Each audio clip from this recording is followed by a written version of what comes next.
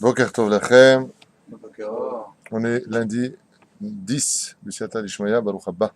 On est lundi 10 février et le Yud du mois de Adar Aleph, Bezrat Hashem, 2014 pour les Francis.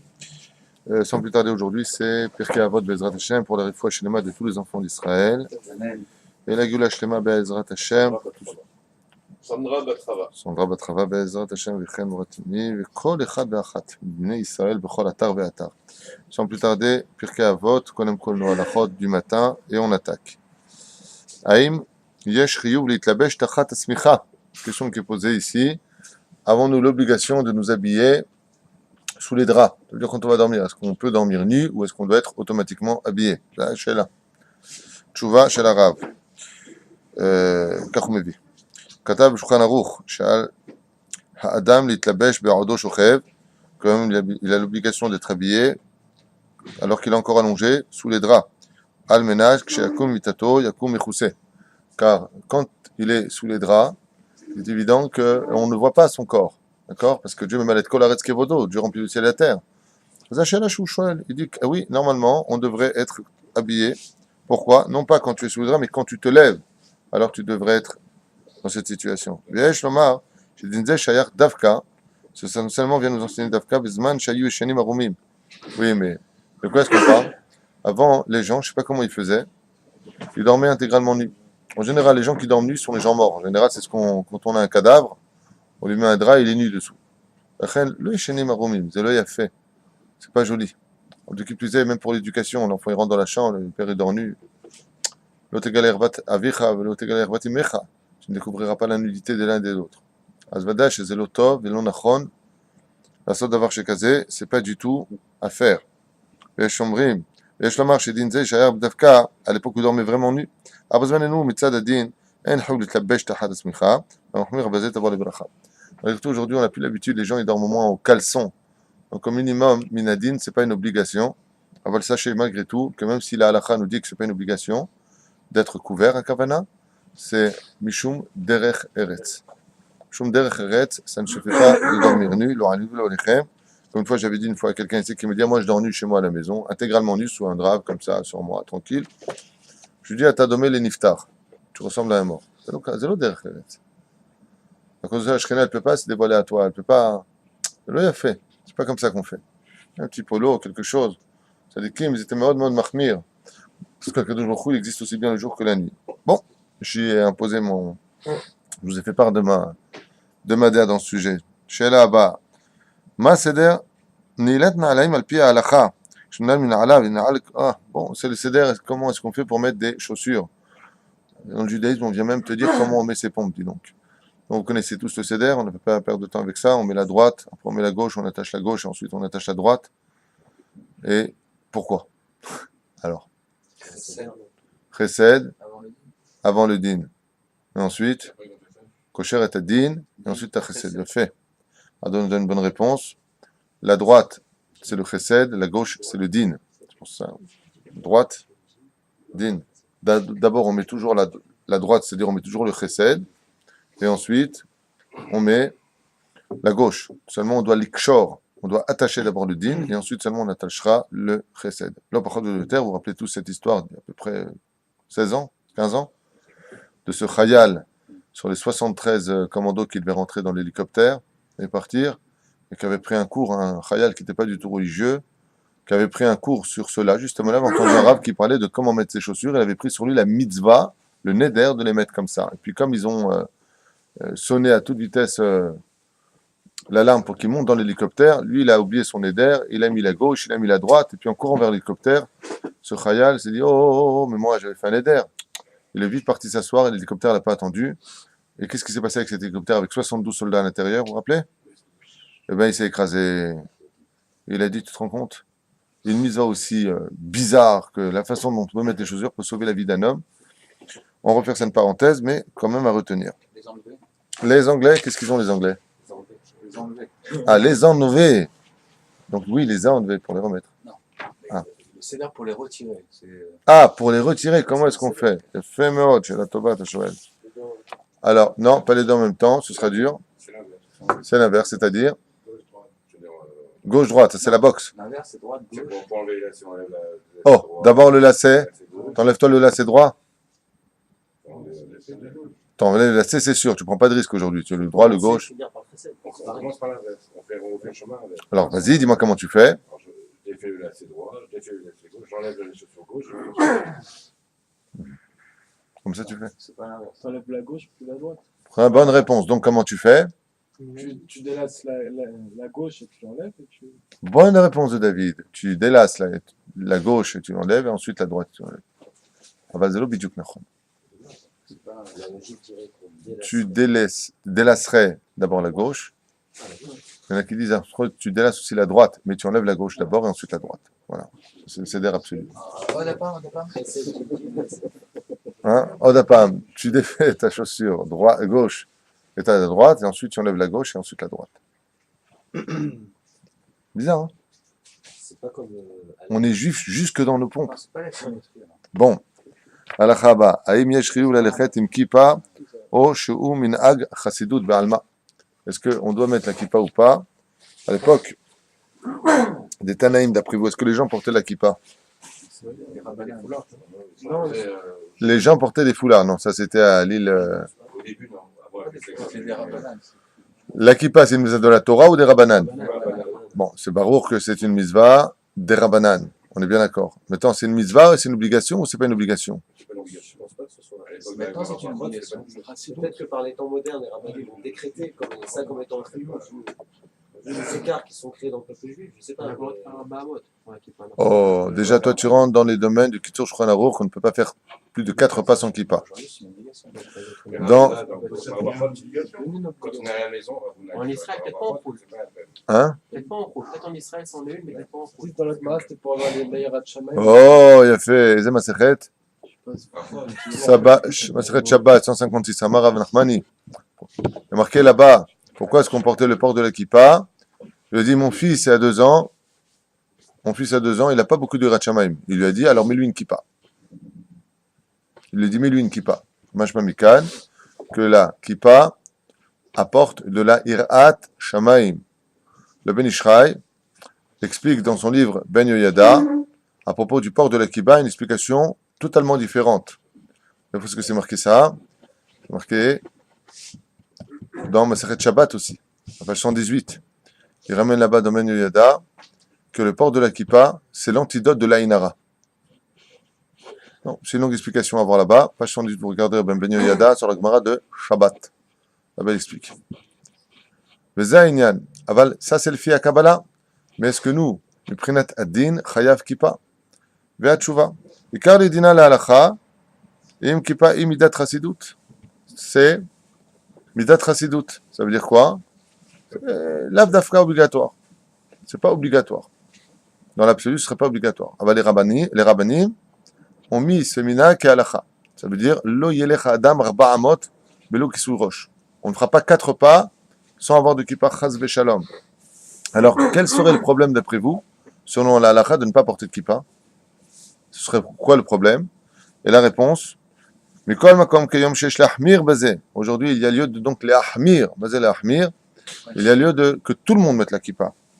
Bazeh yoter kivon kshaoler bli kippa, car celui qui marche sans kippa se met une mauvaise étiquette sur le dos. Et cette étiquette, ce serait quoi d'après vous?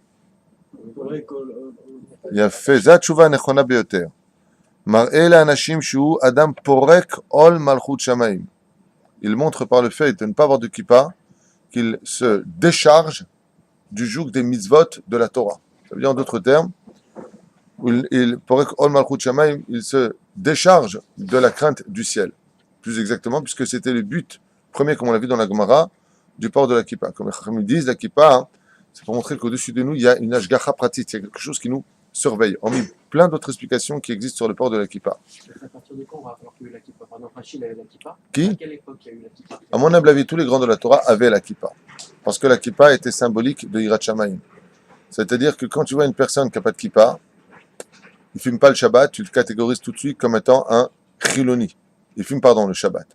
Mais si tu vois un mec qui a une kippa sur la tête, même une petite kippa, et qui fume le Shabbat, là, il y a un truc qui ne va plus. Donc, vous êtes d'accord avec ce que je dis? Eh bien, qu'il y a un problème. Le mec, il n'a pas de kippa, il fume le Shabbat. Qu'est-ce qu'on dit de lui? Bon, lui, c'est un chiloni. Mais celui qui a une kippa, un problème. C'est un schizo. D'accord? Même le pape porte la kippa. Top. Maï Godel la kippa, Shetia al Rocho. Sheila qui pose. Quelle est la taille d'une kippa que l'on doit porter sur la tête? Mutar minadin alechet bekippa ktana. Ve'aikar shetia nir'et etev mikol hatzadei harosh. Qu'est-ce que c'est la bonne mesure d'une kippa? C'est que, où que tu te tiennes par rapport à celui qui porte la kippa, peu importe où est-ce que tu te tiens autour de lui, c'est que tu puisses voir qu'il a une kippa. Mais s'il porte une kippa, où tu dis, eh, vous n'avez pas de kippa, et comme qui se retourne, si, voilà, j'ai un petit bouchon sur la tête, vadaï que cette kippa n'est pas cachère. C'est l'eau valable. Omnam b'shat atfila kirat shema ou birkat hamazon, yesh lakpid yoter. Et Bezrat Hashem, le mieux c'est d'avoir une kippa, surtout pendant la prière, le birkat hamazon, la Hamida, d'autres termes, kirat shema, d'avoir une kippa qui soit conséquente. Il y a On n'a pas dit la kippa de Calimero, hein, mais il y a quelque chose avec deux kippotes pendant les tfilotes. Nachon. quoi des C'est l'épisode. C'est bien d'avoir deux kisouim. C'est pour ça qu'on a les kippotes shchorot, ont deux kisouim. Il y a le velours au-dessus, et il y a le bad à l'intérieur. Donc ça fait deux kisouim. Une kippa sruga n'a pas de deux kisouim. Il y en a qui disent que c'est mieux d'avoir deux kisouim. C'est l'épisode. Quoi entre la kippa sruga et la kippa noire? Oh, pas du tout. Pas du tout. Non, non, non, pas du tout. Idéologique. C'est une marloquette idéologique. Mais Nadine, il n'y a pas marqué tu dois porter une kippa noire, une kippa blanche, une kippa sruga, une kippa blanche avec des points ou une kippa noire avec des trous. Il n'y a pas marqué tout ça. On doit juste avoir la tête couverte. Aujourd'hui, c'est presque politique d'avoir une kippa sruga ou une kippa shrora. Oui, non, mais il y a toujours eu Hillel et Shammai, Shmaya Aftalion, Rabbi Akiva, Rabbi Ishmael, Au niveau de l'habillement, il y avait des différences à l'époque? depuis toujours. C'est pas, Depuis pas toujours. Un truc des temps modernes, quoi. Non. Non. Bah, le Baal Shem Tov face au Gaon de Vilna, ils avaient chacun des habits différents et chacun marquait son territoire. Et c'est ce qui forme la magnificence du peuple d'Israël. C'est d'être un peuple différent les uns des autres. C'est comme le cœur. Imagine que le cœur soit exactement égal l'un à l'autre. Qu'est-ce qui se passe? Ça s'appelle une crise cardiaque. Comment fonctionne un cœur? C'est un muscle ou deux muscles? Pam, pam. Bah, fais-le avec moi, on est ensemble. Non, faut qu'il y ait pam, pam. Parce que s'il y a pam en même temps, ça veut dire que le mec, il explose. Non. C'est comme ça la vie. Le problème, c'est que on a le droit d'être différent au niveau de ce que l'on pense, mais on n'a pas le droit d'être différent au niveau de ce que nous sommes. Nous sommes tous juifs, mais tu peux penser différent de moi. Tu peux penser que ton rave, c'est le Mashiach, moi je pense que le mien, c'est le Mashiach. Mais est-ce que ça m'empêchera de danser avec toi, ou ma fille se mariera avec toi? Non. Tu comprends la différence? Non. Non. Quelqu'un qui, bien entendu, dort pendant la nuit et qui ressent le besoin d'aller aux toilettes. Est-ce qu'il se doit de se lever alors qu'il sait très bien qu'il pourrait attendre jusqu'au matin? C'est pas hyper pressé, mais il sent qu'il pourrait y aller. Il doit se lever, Mishum Bal Tel Shaketsu, même si il pense qu'il pourrait tenir jusqu'au matin, il n'a pas le droit. Une des raisons, si on parle d'uriner, c'est quoi? Stérilité. Il y a fait mode à Martha. Retenir amène l'homme à la stérilité. C'est Ben Ishraï qui dit ça, c'est pas grave. C'est Shulchan Aruch qui dit ça. Avant le Ben Ishraï. C'est-à-dire. Et pour finir, Anifne Be'emtsa Alayla V'chosheshim Ilech Litol Yadav Le Yeredem Ketzadin Hag. Si une personne se lève la nuit pour aller aux toilettes et qui, pour lui, c'est comme ça, c'est psychique ou psychologique, appelez ça comme vous voulez. S'il va aux toilettes et qu'il finit Tilat Yadayim, il n'arrivera plus à dormir. Les gens, c'est psychomatique. Il va aux toilettes à 2h du matin, il fait Netilat Yadayim, maintenant que ses mains sont bouillées, ça lui a tout réveillé, c'est qu'il ou le matin pour lui. Comment il ferait pour faire Netilat Yadayim? Il y va, il fait Netilat, il prend un examen, il dit. On va rester plus simple. Il faut l'odra, je crois, non? Il a fait Méod. D'abord, avant tout, je pensais que vous allez me dire, mais on n'est pas obligé de faire avec le Keli Netilat Yadayim quand on va aux toilettes, on avait déjà parlé de ça, c'est pas une obligation. Mais disons que maintenant, on a parlé du contact de l'eau. Alors, bien sûr que, selon la Kabbale, on doit absolument prendre le kélim même quand on sort des toilettes. Ça veut dire que même si vous avez l'occasion de simplement faire comme ça sous le béret quand vous sortez des toilettes, vous n'avez fait aucun péché, tout est parfait, vous pouvez faire comme ça et faire Asher Atzarat Adam en partant. D'accord? Ça, c'est premièrement. Deuxièmement, quand vous sortez des toilettes, le mieux, c'est de prendre le kéli. Pourquoi? Car le kéli fait la capara des avérotes qu'on a fait dans sa vie. Donc, c'est une occasion de pouvoir réparer. Donc, prends le kéli et tu rajoutes en plus des mitzvot. C'est pour ça qu'il y en a selon. Même certains poskim qui disent que le kéli, oui, est obligatoire. Mais minadine, c'est pas obligatoire. Tu peux pas dire à une personne qui sort des toilettes, qui fait pas netilat avec le kéli, qui fait un avéra. Tu prends le kéli, t'as pas le droit. En d'avoir cassé. Il a le droit. Les grands rabbinim, mais je vous donne un petit nom, le Rav Yosef, ça vous va? Quelqu'un le plus grand de toutes les générations. Il sortait des toilettes, il faisait ce reste comme ça, il faisait pas avec le kéli. Donc, Si lui le faisait, qui sommes-nous nous pour dire le contraire? Aval, quoi qu'il advienne, même si lui le faisait, c'est parce qu'il n'a peut-être pas beaucoup d'avérotes. Nous, on a beaucoup à réparer, donc on le fera avec le Kéli, même si les grands le faisaient sans le Kéli. Quoi qu'il advienne, si la personne aurait un problème pour aller redormir, dans ce cas-là, comme tu l'as très bien dit, il s'essuie dans les draps et il dit la bracha de Asher Atzarat Adam pour aller redormir. Il y en a qui m'ont posé la question, si je me lève la nuit, est-ce que je dois refaire le Kirat Shema, puisque je me suis levé à 2h du matin, alors que je me suis couché à 11h, dois-je refaire le Kirat Shema? Minadine, ce n'est pas obligé. Aval, malgré tout, je donnerai volontiers le conseil, à cause de ce qui rôde des fois autour de nous, puisque vous savez que, comme le dit le Zohar Kadosh, le Kirat Shema a la force de brûler toutes les mauvaises choses qui rôdent dans une pièce. Il faut des esprits qui se promènent, l'un à côté de l'autre. Salut Robert, ça va. Donc, résultat des courses, t'es pas obligé de le dire, mais au moins, Shema Israël Hashem el Konu Hashem Echad. Et pourquoi? Pour dormir avec des paroles de Torah. T'es pas obligé de faire Ve'avta et Hashem Elokecha, mais si tu t'es déjà levé, pourquoi ne pas le refaire? C'est pas un interdit non plus. Voilà. Alors, on était arrivé dans la Mishnah.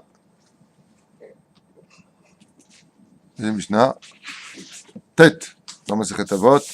Perek Aleph. Yehuda ben Tamay Omer. Ben Shatach. Slicha. Yehuda ben Tamay et Shimon ben Shatach. Shimon ben Shatach, nous avions parlé.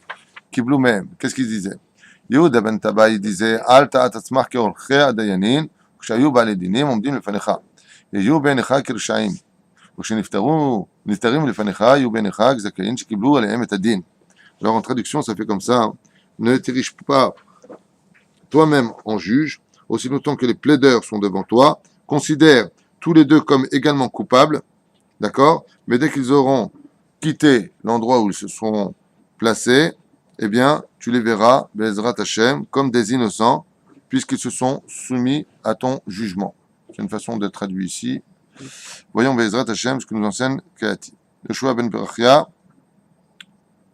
Ah, c'est là, pardon. Yehuda ben Tamay, Shimon ben Shatach, Shmaya, Eov et Amelacha, Gadol Acha, Shel Amelacha, Shemivia Bracha, la Adam. Vafilu enach zakuk la, Leshem Parnasa. Non, c'est une autre chose, ça. Ah, ok. Shalede Hakira Vadrisha, Tocha Levarech, Im, Ede, Emet, Em. Combien il est important quand on entend des choses de bien, Bezrat Hashem, écouter et faire attention aux témoignages que l'on entendra de droite et de gauche. Malheureusement, c'est comme ça que se promulgue le Lachon Hara. Propage. On entend des choses sur une personne, et de là, au lieu de poser la question, par exemple, quelqu'un rentre et tu lui fais celui-là, la vérité, bon, je préfère ne pas parler. Le mec, il vient, d'abord, cette personne-là, le pauvre, vient de prendre toute la vérote de celui qui vient de rentrer, il a perdu toutes ses mitzvot, il les a données à l'autre, comme c'est marqué dans Chovot HaLevavot, ou dans le Chavetz Chaim, la Lachon Hara. De parler comme ça. Tu viens de perdre toutes tes mitzvot. Si c'était un tzaddik gamour et que tu as fait une chose pareille, tu vas aller au pays au Gehinam, ce que lui a fait toute sa vie. C'est comme ça que c'est marqué. Tout celui qui parle de l'autre prend ses avérotes et lui donne ses mitzvot. D'où l'expression, on est tous responsables les uns des autres. Un truc de fou. Hein. Le mec, il était rachat, le Hanen Velo Alechem, il a une synagogue à son nom. L'autre qui était tzaddik, on l'a enterré, personne ne s'en souvient. Et pourquoi? Parce qu'il a peut-être fait de la chamra sur lui. Il lui a donné toutes ses mitzvot, il lui a fait autre. Donc on a intérêt à se taire. Voilà. Donc, Veve Zahir Bidvarech.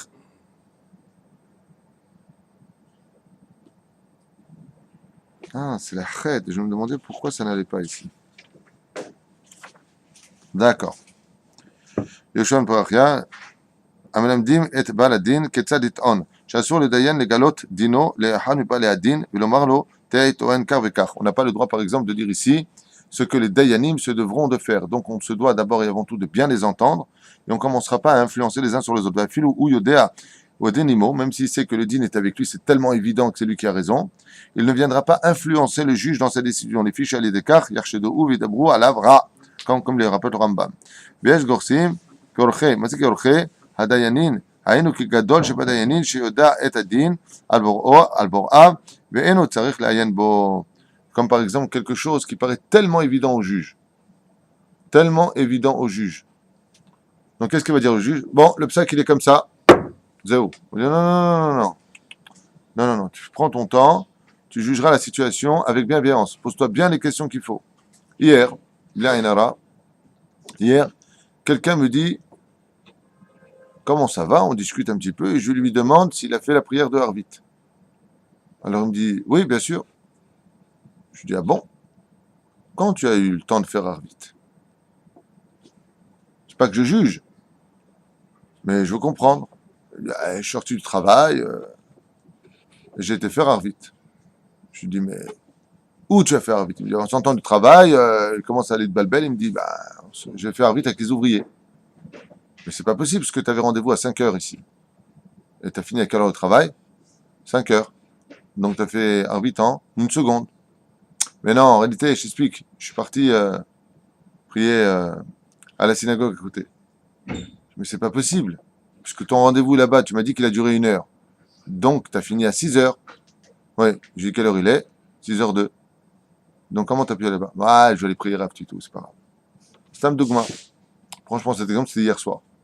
Il suffit simplement de poser les questions aux personnes. Toi, tu dis que. Ça s'appelle dans le Shambaï d'ailleurs une psychanalyse. C'est ce que devraient le plus se faire les gens. Les gens sont très mythos avec eux-mêmes. Ils se mentent.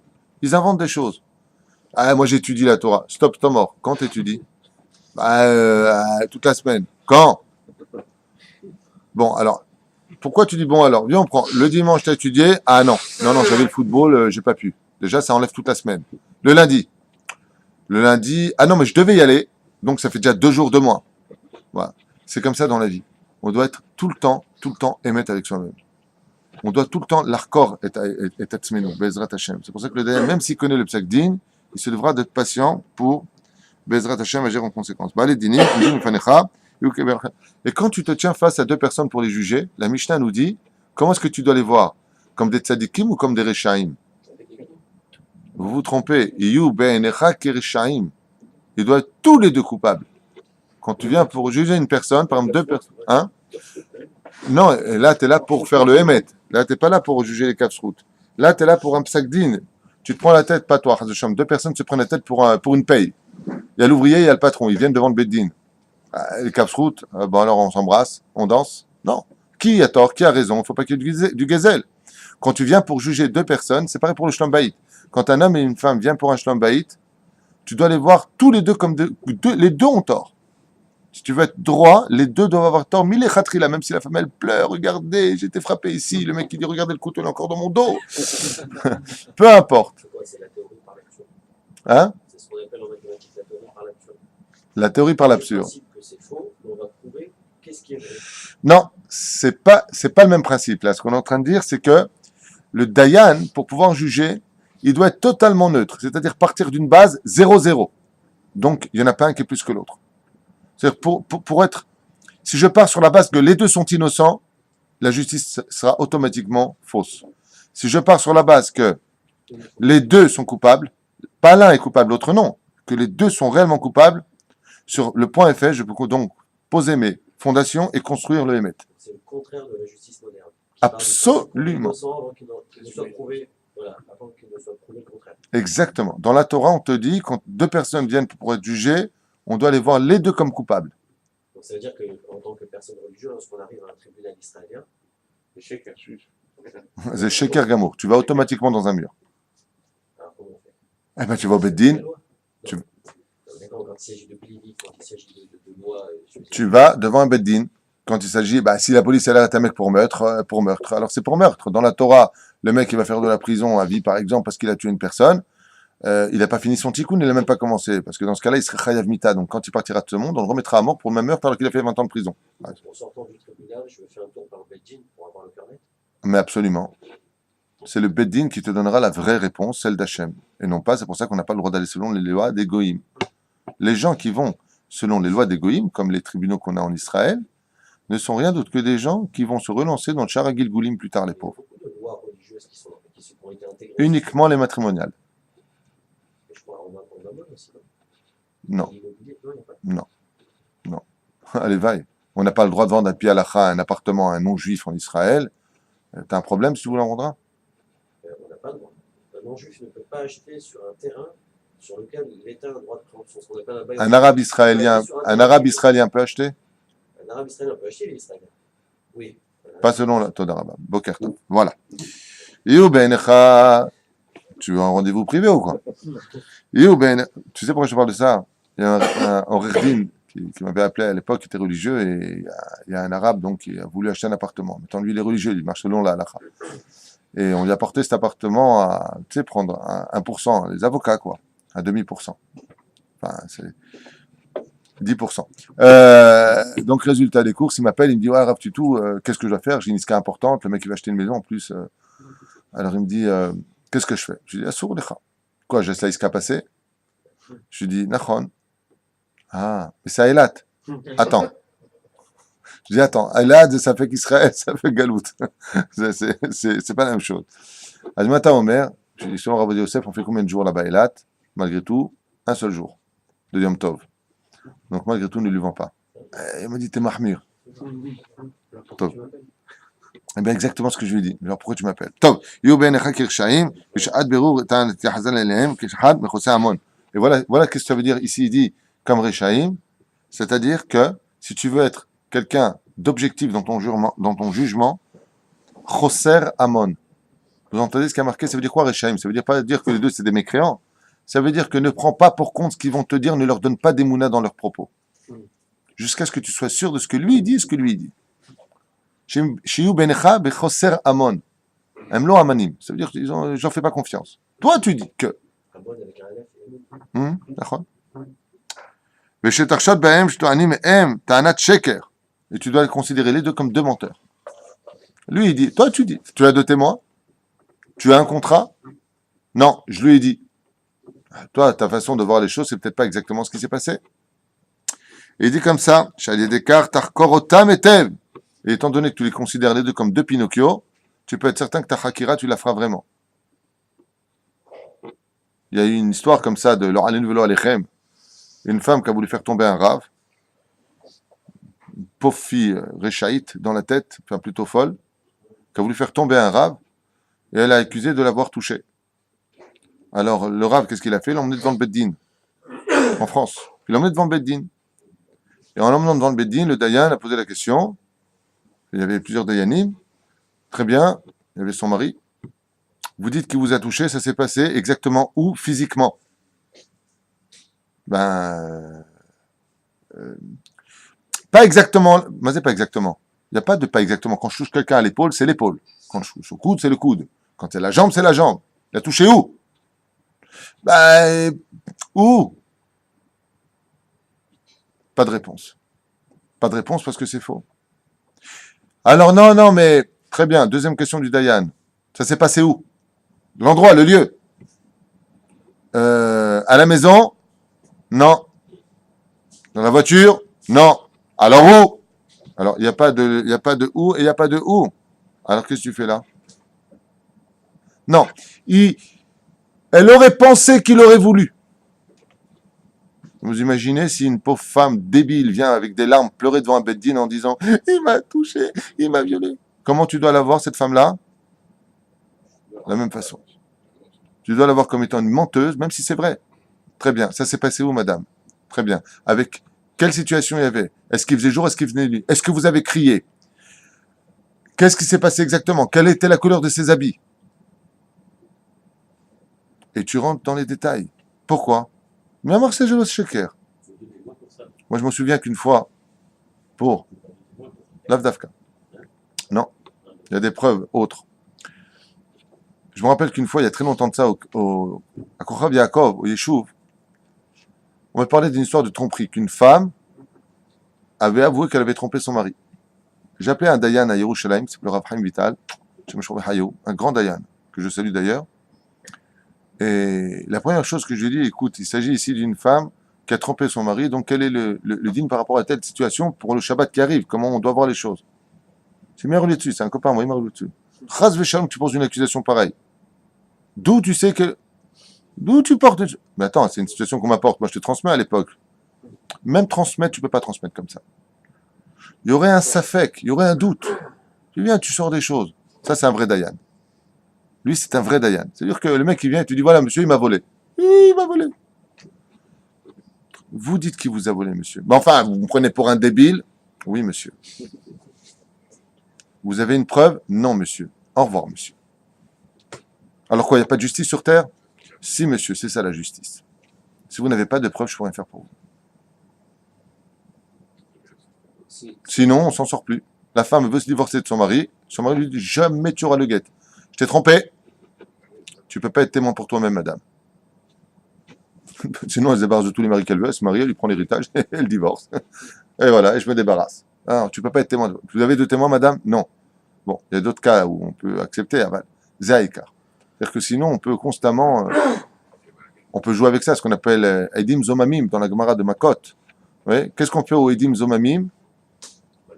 C'est-à-dire les faux témoins. C'est-à-dire qu'une personne est accusée de meurtre. Il y a deux témoins qui disent qu'effectivement ils l'ont vu. Voici que deux autres témoins viennent témoigner que ces deux témoins qui l'ont vu à Jérusalem à 14h étaient à 14h05 à Tel Aviv. Donc comment vous pouvez dire, vous, les premiers témoins, que vous l'avez vu à Jérusalem, alors que 5 minutes plus tard, on vous voyait à Tel Aviv? Qu'est-ce qu'on fera à ces deux témoins-là?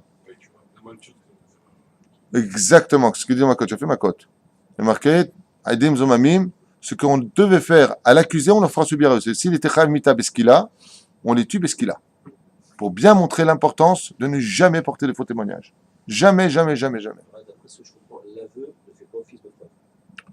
L'aveu, si, on va pas faire un shiur sur Rochen Mishpat. Dans certains cas, un aveu, oui, peut être office de preuve. Si une femme vient dire à son mari, je t'ai trompé, que son mari la croit sur place, il n'y a pas besoin de témoin. Dans ce cas-là, il est obligé de lui donner le guet. Allez, Descartes, Tarkor, Otam, Etev, et Ta'amid, et Tadvarim. C'est pour ça que, on va dire, il posé la question, il y a un cas qui lui a été rapporté, il lui a discuté avec lui, il a dit non, c'est d'Argamour. Je connais le mec. C'est d'Argamour. Quelle était ta première impression?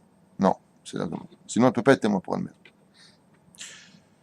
Aïe, aïe, aïe, aïe, ואתה ותמיד תדברים על, amitutam, slicha. Donc, jusqu'à ce que tu arrives au émet absolu. Ce qui fait que si, par exemple, un juge n'est pas, ou un père vis-à-vis de ses deux enfants, ou un homme dans son travail vis-à-vis de deux ouvriers, n'est pas 100% sûr de son jugement, qu'est-ce qu'il doit faire? Rien. Tant qu'il n'est pas sûr, rien. La majeure partie des grands dayanim, quand ils étaient face à une situation très précaire, jeûnaient jour après jour pour avoir la réponse. Ils repoussaient les réponses. C'est comme ça que je lis dans les biographies. Tu te rends compte, le mec, il vient et juge. C'est lui qui jeûne 72 heures et supplie Hachem que son jugement soit bon. Pourquoi? Parce que les faux jugements amènent la galoute dans le monde. Amènent les chayot raot. Marqué noir sur blanc, les ennemis rentrent dans le pays quand les juges ne font pas leur travail. Vous avez compris où est-ce qu'on est aujourd'hui. Mais par contre, et là vient ce que toi tu as dit, quand tu as fini le jugement, tu dois les voir les deux comme des innocents. Et s'il y en a un qui est coupable, comment tu peux le voir comme un innocent? Comme j'ai dit une fois à quelqu'un, c'est pas lui qui est mauvais, c'est son Yetzerara qui est mauvais. Donc là, tu dois les voir les deux comme des innocents. Pourquoi? Chez Kibou Alem et Adin, parce qu'ils ont reçu sur eux le jugement que tu leur as fait. Donc avant qu'ils viennent, ils sont les deux coupables, et quand ils t'ont quitté, ils sont les deux innocents. Et maintenant qu'ils ont reçu sur eux le psak din, ce qui fait que si chazve shalom, chazve khalila, tu es parti chez des rabbanim pour être jugé des dayanim, si les deux prennent le kablim al atzmam, d'ailleurs c'est pour ça que les dayanim disent, vous prenez sur vous bien entendu le psak din que l'on fera, ouais, tu dois recevoir absolument be'ava, car même s'ils se sont trompés à tes yeux, selon toi ce que tu comprends c'est mina shamaim. En disant non au dayanim, c'est comme si tu dis à Dieu, ton jugement n'est pas valable. Je parle des dayanim de chez nous, du monde de la Torah, du monde de la vraie justice. Oui. La reine, étant donné qu'ils ont reçu sur eux le din, tu dois les voir les deux comme des tzadikim, même celui qui était mauvais et qui doit payer, tu dois le voir lui aussi comme un tzadik, étant victime de son yetzerara, puisqu'il a reçu sur lui le psak din be'ahava. C'est pour cela d'ailleurs que je vous fais une parenthèse dans la Kabbale. Quand un homme décède et qu'il arrive devant Hachem, il y a marqué qu'une personne n'est pas punie devant Hachem tant que la personne n'accepte pas le din. C'est-à-dire que Dieu lui dit par exemple, une personne qui a fauté pour telle et telle chose, qui n'a pas eu le temps de réparer sur terre, Dieu lui dit voilà, tu descends un mois au Guéhinam. Cette personne ne descend pas au Guéhinam si elle n'est pas d'accord. Tu dis non, je suis pas d'accord. Très bien, je t'écoute. Bah oui, mais attendez, on a Yetzerara, tu as la Torah.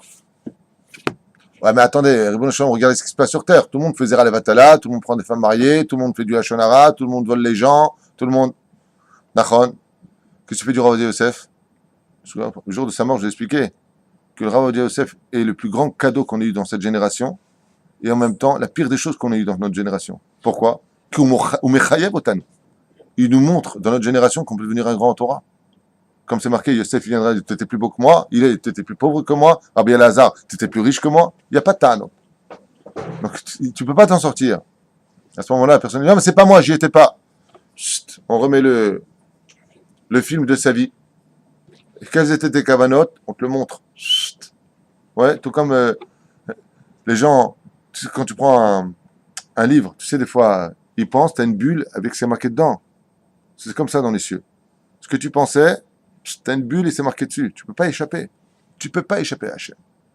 Tu ne peux pas lui échapper. Et à ce moment-là, Dieu te dit, tu as encore quelque chose à dire? Zéro. Parce que quand personne dit, Animekabel alatzmi etadin, alors emmenez-le.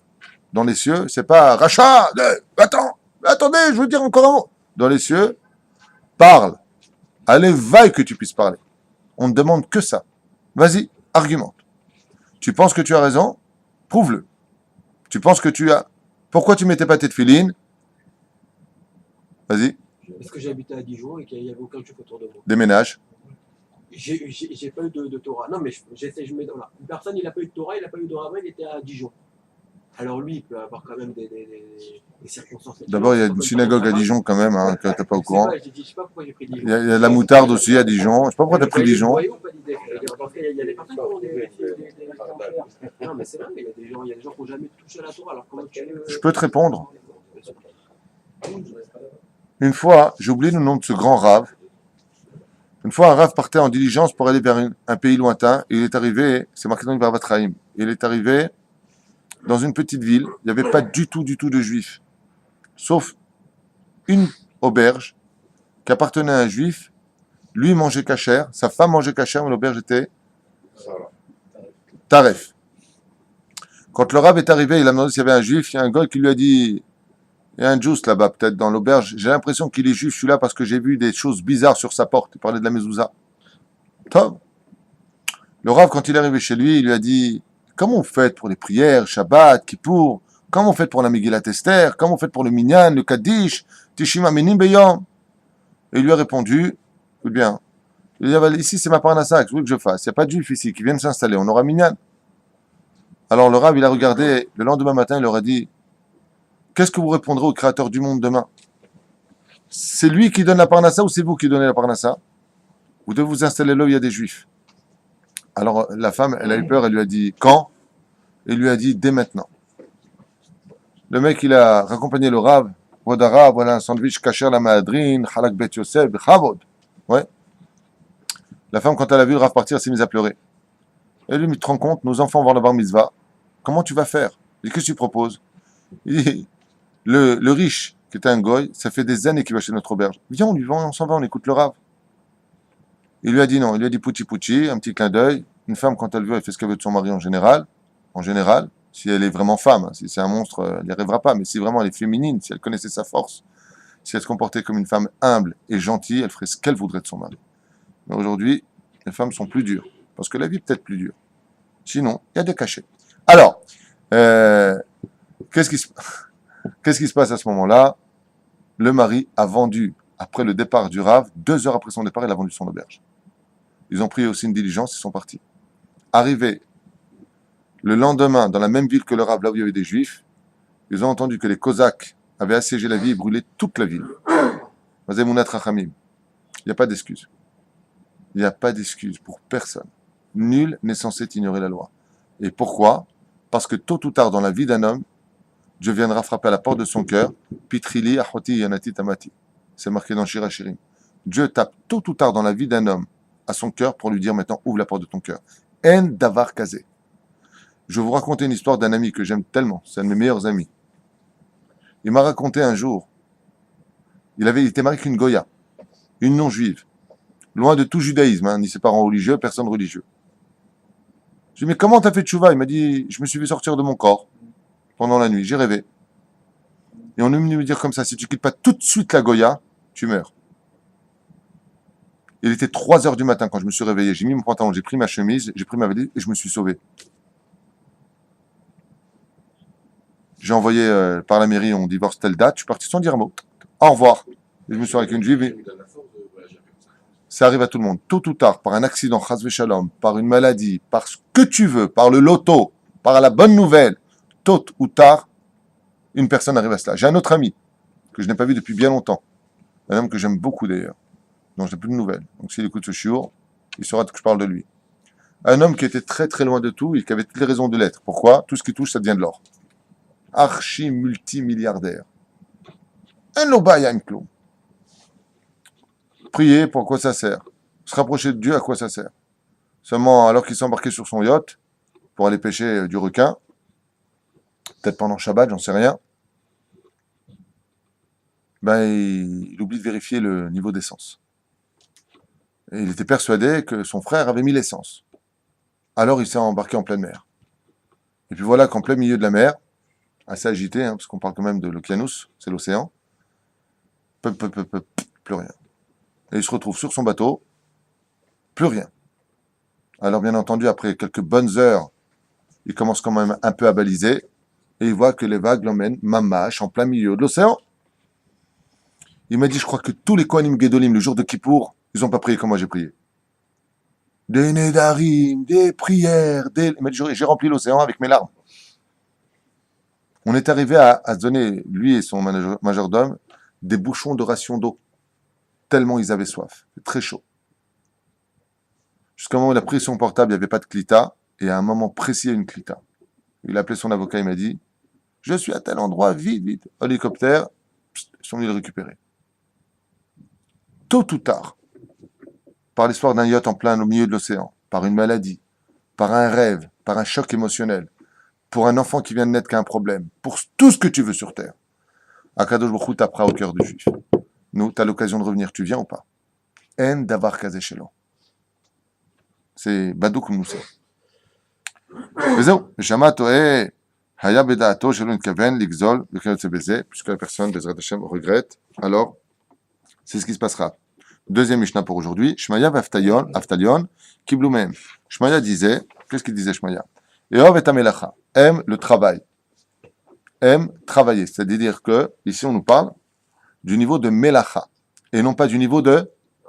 Bonne réponse. Il y a marqué ici Melacha, qui veut dire aime le travail. Mais le mot employé ici vient de la racine Melech.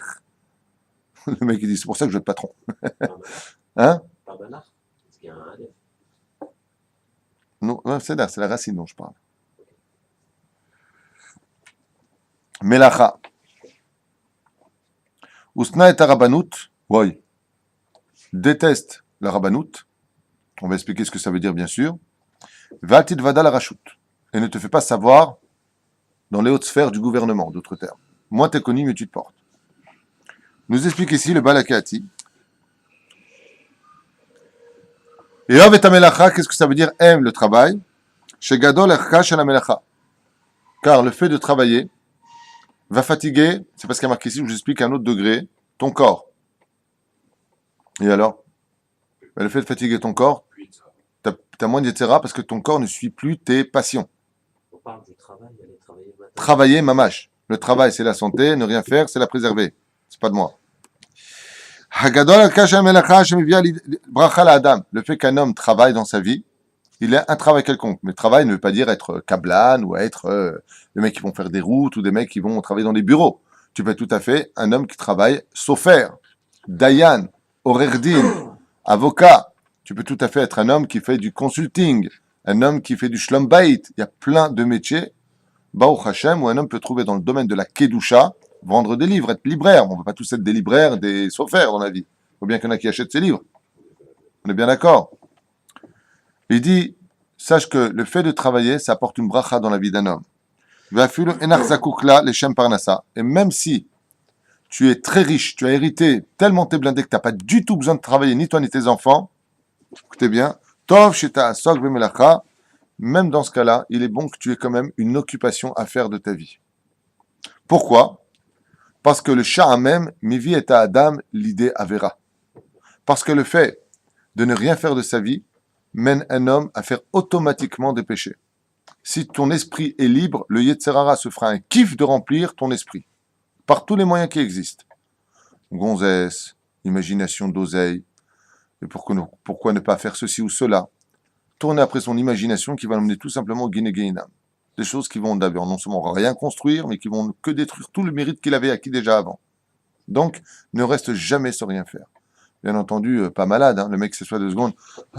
Qu'est-ce que tu fais? Non, je me repose. C'est-à-dire, ça s'appelle se reposer. C'est faire quelque chose. Hein? De quoi? On est dans Pirkei Avot, hein? Boker Tov, Ben Gozi. Shabbat Alam vit à l'idée, Shahamoum. Et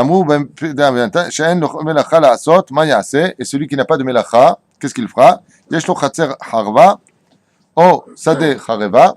S'il a un champ, par exemple, qui a besoin d'être soigné, s'il a un jardin, par exemple, là où il vit, eh bien, qu'il aille faire du jardinage. Ne reste pas sans rien faire.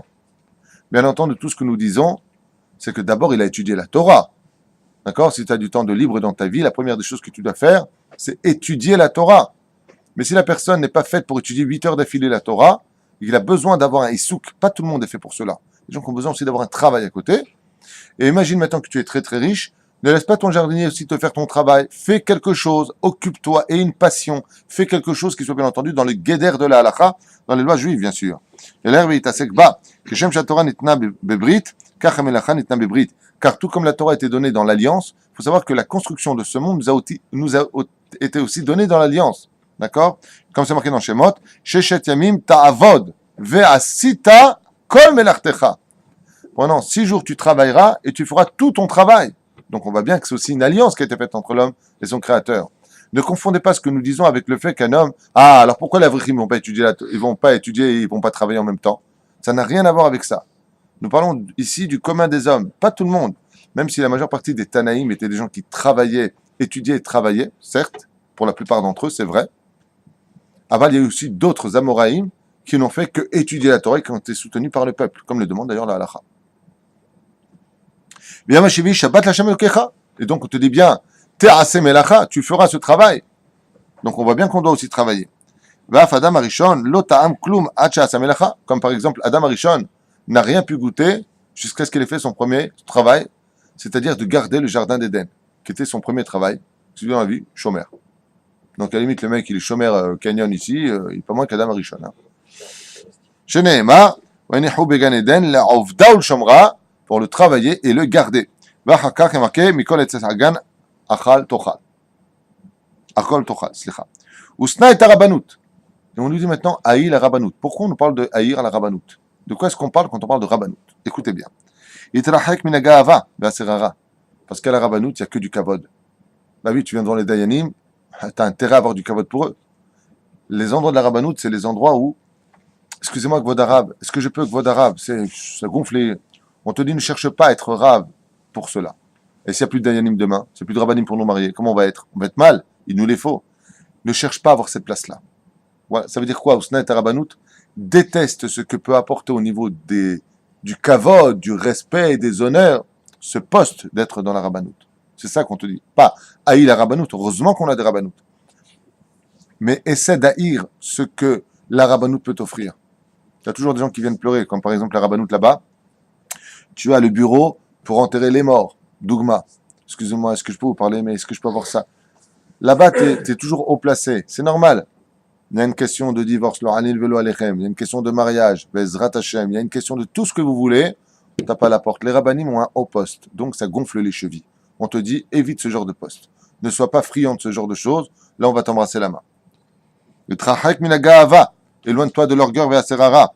Chez Klala il Adam, car tout cela c'est comme une malédiction sur le dos de l'homme. Dans Masechet Brachot à la page 55, Amoud Aleph, il y a marqué Shloshat Varim Mekatzrim Yamav Shel Adam. Il y a 3 choses qui raccourcissent la vie d'un homme sur terre. Et c'est quoi? Echad me'em amanig atzmo barabanout. Celui qui veut absolument être une bonne place à la rabanout, le katzrim yamav ushnotav. Ça lui raccourcit sa vie. Pourquoi? Comme dit Rabbi Nachman de Breslev, Zacher Tzadik Kadosh Yivracha Zchuto Tagan Alenu. Il dit quelqu'un qui vient dans ce monde et qui profite du kavod qui lui est fait, écoutez bien, il a pris déjà son salaire dans le monde futur. Puisque le monde futur est rempli de kavod, d'honneur. Alors dans ce cas, tu vas dire, attends, il y a plein de rabbanim qui vivent très très vieux. C'était des bons rabbanim. C'est une preuve qu'ils n'ont pas servi pour l'honneur ou l'orgueil. Comme on l'a vu par exemple qui est mort à la moitié de sa vie, qui adorait les honneurs, Doeg Adomi, qui était chef du Sanhédrin, il est mort à 35 ans, la moitié de sa vie. Atchenotomem Shivim Shana, 70 ans, la moitié c'est 35, il est mort à 35 ans. Pourquoi? La Gemara nous dit qu'il y a Racha. Ameniket Etzmo, la Gdoula, moi. Il était aussi fort que le roi David en Torah. Doeg à Adomi, qui portait bien son nom. Doeg, qui veut dire inquiet. Sheken Yosef Met Kodem Lechav. Oh, et pourquoi Yosef d'ailleurs est le premier qui est mort de tous les frères? Shin Hig et Atzmo Barabanut. Il s'est placé comme un juge pour ses frères. Il a pris la place du Rav. Donc, étant donné qu'il a pris la place du Rav, il est mort avant tous ses frères. C'est quand même curieux. Et c'est vrai. Il est mort à quel âge? 110. 110 ans. Valtitvada la rachout. Écoutez bien là par contre, ouvrez bien grand vos oreilles. Ne te fais pas connaître aux yeux du gouvernement. Le rêve de tous les imbéciles. Pourquoi? Regardez bien la suite. Al tishtal shiya shilton yoda ou makirotra. Ne fais jamais en sorte que le gouvernement sache qui tu es, combien tu es dans les journaux, on te voit à la télévision. Jamais. Fuis-les comme la peste. Fuis le côté populaire. Fuis gala, voici ou voici gala. Fuis. Pourquoi? Les sages, ils savent ce qu'ils disent. Chez Adam, chez Eshlo, Shem, Shiltonot, Mekirim Oto, parce que quand on te connaît dans le Shilton, quand on te connaît dans le gouvernement, oui, bon, je connais très bien le ministre, bien sûr. Alors, j'étais avec le président. Ya Baba. Écoute bien la suite. Sofo Shinotnim Embo, Veorgim Oto, Venotlim Mimeno Kolmamono. Quand tu es très connu, c'est toujours à double tranchant. Dès qu'il y a un problème, on a tout de suite les yeux sur toi. Le ministre, top, ben lui, il peut aider. Lui, il a d'argent. Hein? Les quoi? Qu'est-ce qu'ils ont? Alilo Mekabel. D'abord la Shonara, un chat.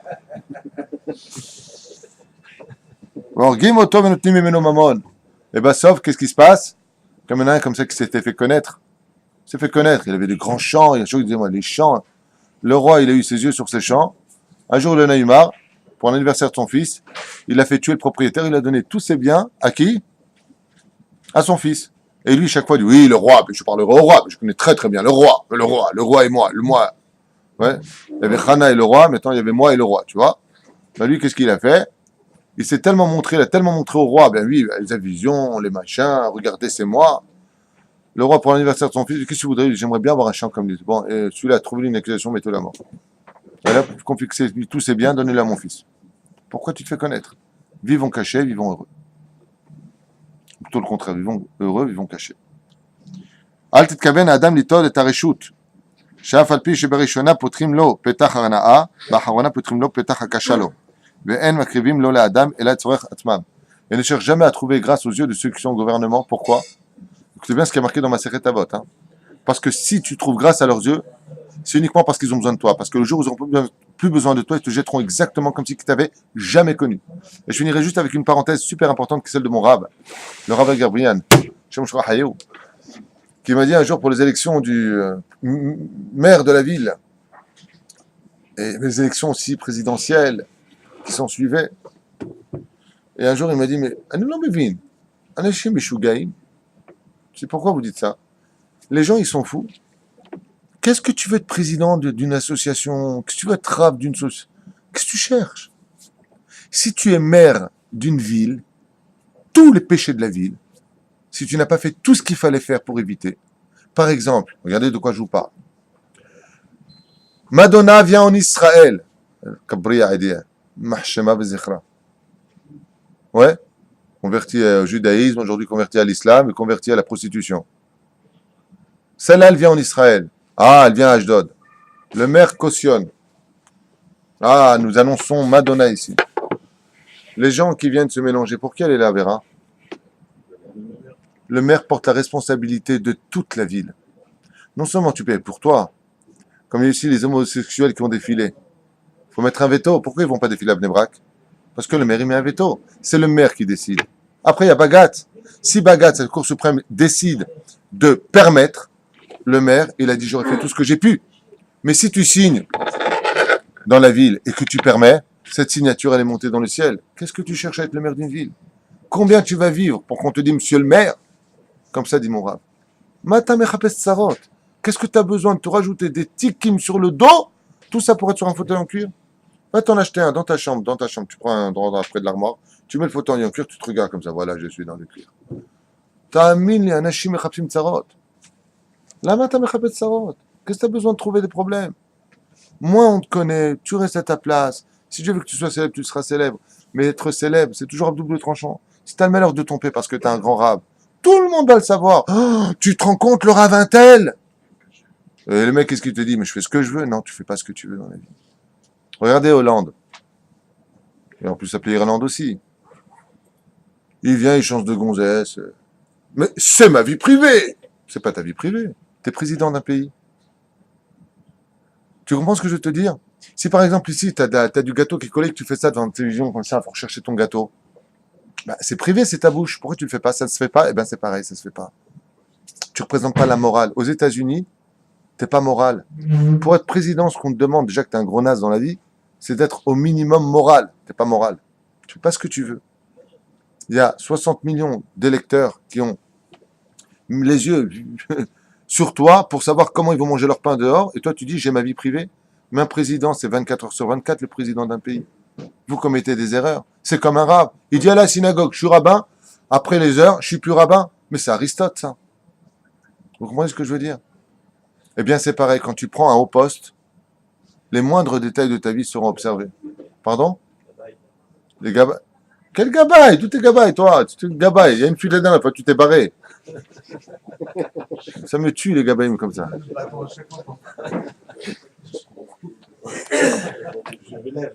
Oui, bien sûr.